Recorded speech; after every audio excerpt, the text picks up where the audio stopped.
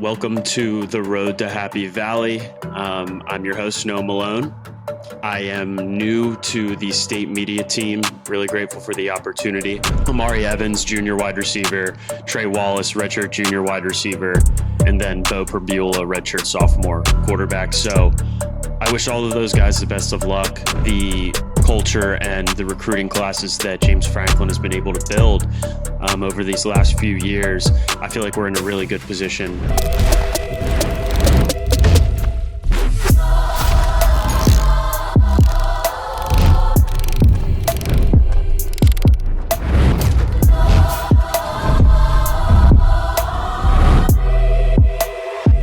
What's going on, everybody? Welcome to the Road to Happy Valley. I'm your host, Noah Malone. I am new to the state media team. Really grateful for the opportunity. I do have a background in Penn State. I did go there. I graduated from Penn State a little bit ago, but pretty much I'm new to the team. I am going to be covering basically everything Penn State football related, whether that be schedule breakdowns, recruiting, thoughts about the game, just basically anything like that. So I appreciate you guys taking this journey with me. If you want to, feel free to follow me on X or Twitter, whichever one you guys call it. My handle is at Noah Malone 10. I'll be posting a lot of stuff about Penn State on there. That's primarily where all of this will be. Whether that is tweets or short form content, videos, etc. But yeah, looking forward to it. So for the first episode, what I want to kind of talk about is some of the guys that departed Penn State and some of the transfer portal newcomers. So I'll just start off. I'll rattle through the list of guys that have entered the portal. I think this is worth noting, especially in today's day and age with the NIL. It feels like almost anybody can end up going anywhere at any season. And now that players don't have to sit out for a year, a guy could leave Penn State and go elsewhere. Maybe they weren't getting a great opportunity in Happy Valley, and they ended up being in a stacked tight end room, right? They go develop somewhere else, get playing time, and hey, now they're a guy that is in need of Penn State. So I think that's kind of important, just to think about it that way. Like, no bridge is ever really burnt now in today's NIL situation. Guys can pretty much come and go as they please.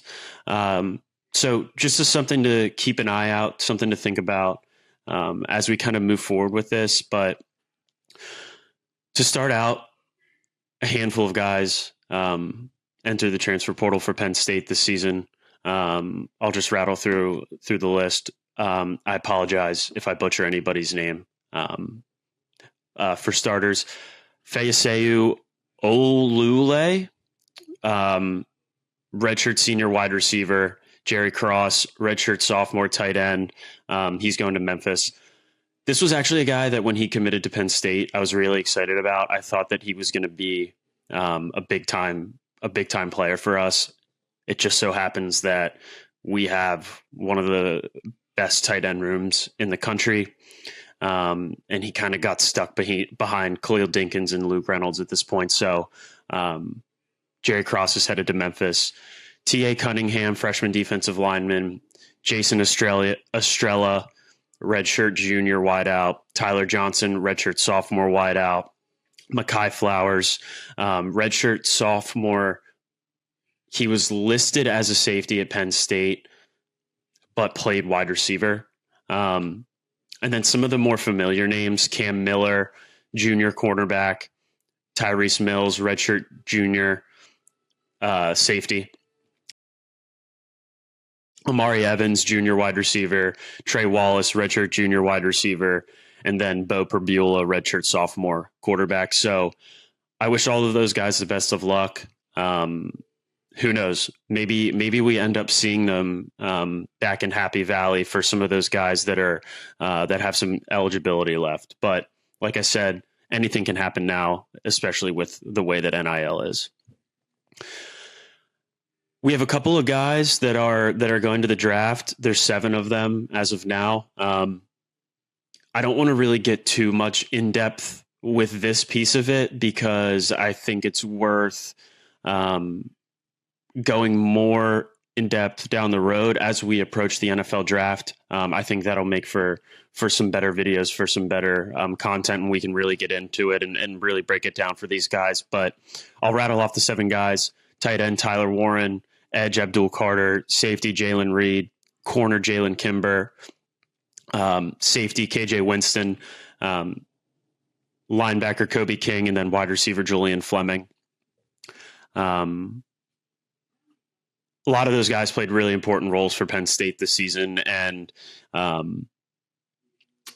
filling in for them moving forward is going to be tough. But I think with all the guys coming back and the culture and the recruiting classes that James Franklin has been able to build over these last few years, I feel like we're in a really good position to try to cover for those significant losses that we have. All right, a couple guys from the portal here, and I've got some notes about all of them. For starters, Kyron Hudson, redshirt junior wide receiver, transferred in from USC. So in 2024, he had 38 catches for 462 yards and 3 touchdowns. You probably remember him from his one-handed catch against LSU at the very beginning of the season in traffic. Really special catch, probably one of the best of the season. I know that his numbers don't necessarily jump off of the page as far as receptions and yards go. USC was kind of in a tough position with their quarterbacks this year. It kind of seemed like they were flip-flopping, and I wouldn't really read too much into it, but I do think that we're going to get some really good production out of Kyron, and I'm really looking forward to seeing what he's able to bring to the table with Drew Aller and Coach Kotelnicki in this offense. I think it's worth noting that he did have similar production to Amari Evans, so that's somebody comparable as far as numbers-wise. Of course, his biggest game did come against Penn State. He had 4 catches, 36 yards, and a touchdown. He's more of a possession receiver. I want to make some videos about these guys a little bit more in depth, just kind of breaking down maybe who they're comparable to as far as like an NFL comp, what we're really going to be looking for when Kotelnicki is building these guys into the offense. Next is King Mack, sophomore safety from Alabama. This is basically what I was talking about earlier when I was talking about the guys that left. He did start his career at Penn State. He played 2 games, and then he transferred to Alabama and played in 9 games. His 2024 stats, 14 tackles, 7 solo, 7 assisted. But with the amount of guys leaving, whether that be to the draft or graduating, he could end up being a very important player for us in our secondary. So something to keep in mind moving forward. Next is Devontae Ross, redshirt junior from Troy. 2024 stats, 76 catches, 1,000 yards, 11 touchdowns. Pretty good numbers, right? Most notable game, 5 catches, 142 yards, and 2 touchdowns versus Iowa. Also a very, very electric punt returner. So he not only brings the ability to stretch the field, but he has that, from what we've seen at least, big game ability, right? I would say Iowa's probably no joke from a defensive standpoint. And then in the return game, he's done a great job. And I think that he could add a valuable piece to not only the offense, but the Penn State special teams. He scored in 8 of the games this season. He had 90 plus in 6 of 12. I think that's pretty important here too. And then he was a first team all Sun Belt wide receiver. So there's definitely talent there. He is a deep threat. I think he brings that speed and the ability to take the top off of defense that any good offense has or needs. Next, we've got TJ Shanahan, redshirt freshman offensive lineman from Texas A&M. He appeared in all 10 games in 2024, started in 5 of them, and then missed 2 due to injury. He is a versatile offensive lineman, can play guard or center. I think that's worth noting because even though Penn State is returning 4 of their 5 starters on the offensive line, you can never have too much depth and too much versatility in the trenches on either side of the football. I think the great teams have the ability to kind of rotate guys in and out, keep guys fresh. At least on the defensive line, I don't think you see that necessarily as much on the offensive line. I think offensively, the goal is to build continuity, build trust, and build rhythm with one another. Not to say that that doesn't happen on the D-line, but I think you see a lot more of the plug and play option here where you can really switch it up and really give an offense a different look. But anyways, I digress. Versatile offensive linemen, think it's really important that we have guys in that offensive line room that can play more than one position. Next is Owen, I'm sorry if I say this wrong. Owen, I want to say Waffle, but I don't know if that is 100% correct. Owen Waffle, freshman defensive lineman from Michigan. He's out of New Jersey, so he's around the Pennsylvania area. Didn't play in 2024, but I think he'll bring really good depth to this D-line and a chance to really develop under Deion Barnes. Deion has done such a good job with our defensive linemen since he's taken over that position, or that role, excuse me. And I also think it's worth noting that Owen does have a younger brother who's a 4-star edge in the class of 2026. So just another thing to keep an eye on.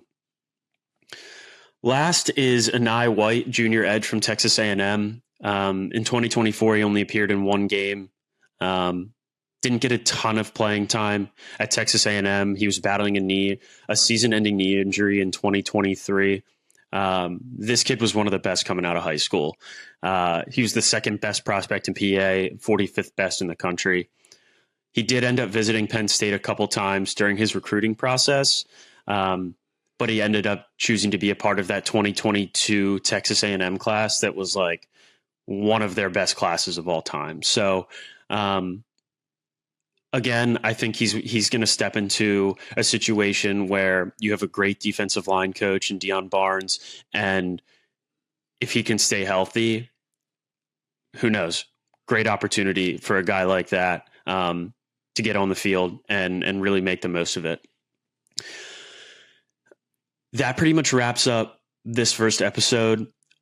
Like I said, I just wanted to touch on some of the guys that we had come in via transfer portal. I know that the spring window for the transfer portal starts April 16th and shuts down April 25th.